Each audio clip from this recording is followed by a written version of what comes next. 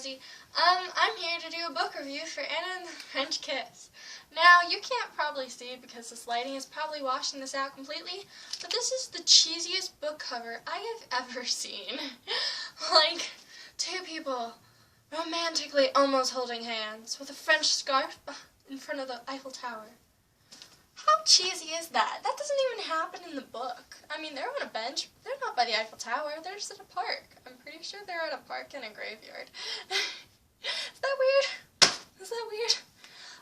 So yeah, in this book, Anna is moved from Georgia to the School of America in France.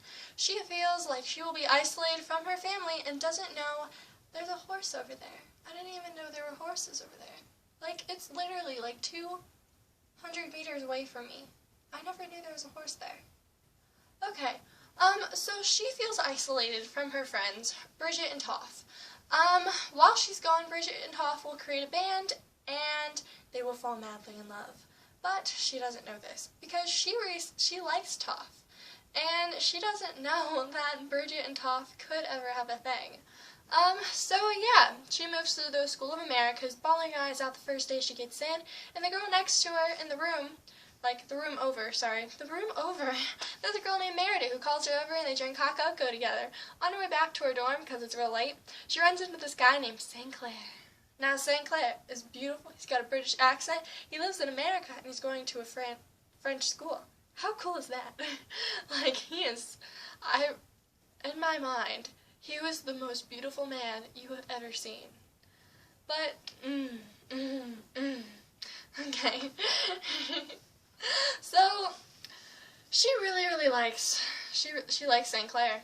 St. Clair likes her, but St. Clair's got a girlfriend. So, him and his girlfriend are getting in fights all the time, but Anna doesn't know that. She just thinks that St. Clair doesn't actually like her, but he does. So, they fall in love, and his mom gets cancer. So that's really sad, and her dad writes books romanticizing cancer, so that creates a little mini conflict for about 25 minutes. I'm a really bad book review person. This is just a review, this isn't a summary. But in a review, I love this book so much because their relationship is like a fanfic. This is like a cute little, this is what I imagine a Jason Clary fanfic like. Mortal Instruments, Jason Clary.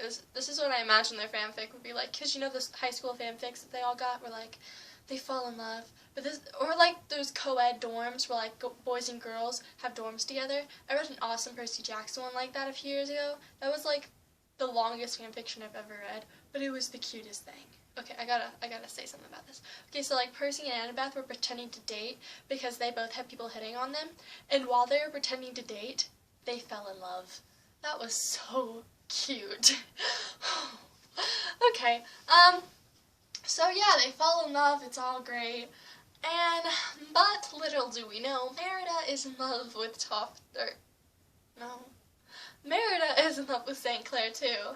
So, when Merida catches St. Clair and Anna kissing, she throws a complete fit, rightfully so, because that was kind of wrong for them to fall in love that way and start making out. And then Merida come and find them. That is totally wrong, and I, 10 out of 10, disagree. You should not have done that. That was a bad idea. But, so yeah, they're not friends for a little bit, and, after a while, of course, Merida forgives them because that's what she should do. Apparently. I don't think she should. I would have been salty for days, let me tell you. Whew. But yeah, she forgives them, and Anna finally thinks to herself, wait a minute, she forgave me that I fell in love with a guy that she's been loving forever. So I should forgive Bridget for falling in love with Toff. That's only the right thing to do, right? So they fall. So they forgive one another, and it's great. Great, cherry on top.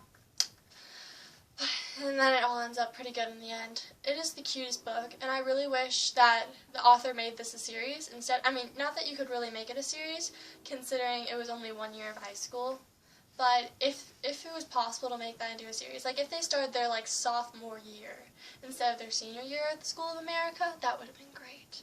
Let me tell you. Or maybe put it in Josh's point of view. Josh is like a side character who's in the friend group of St. Clair and Merida and Anna.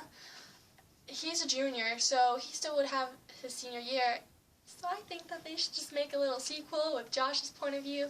I think that'd be so cute. But yeah, so 10 out of 10. I love this book so much despite its incredibly cheesy cover. I read it like twice. I read it once a year ago at a friend's house while she was sleeping because she likes to sleep till noon and I wake up at like 6 a.m. naturally. I don't know why.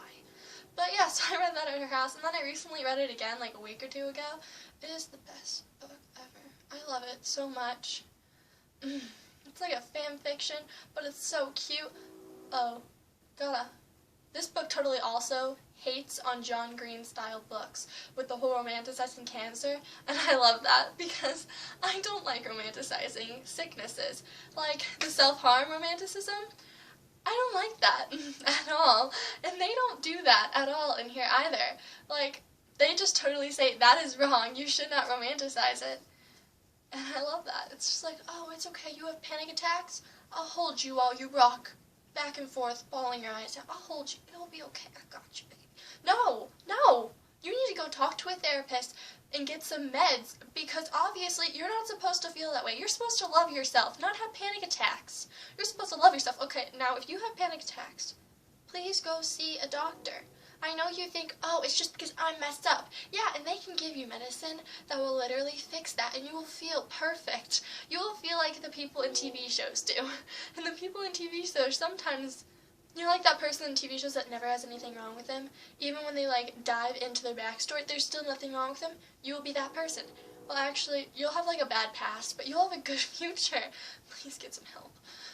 I have really, really bad anxiety attacks, and I've gotten help and it works. I mean, here I am posting a video.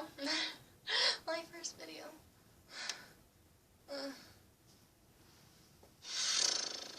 My glasses just fell on the floor.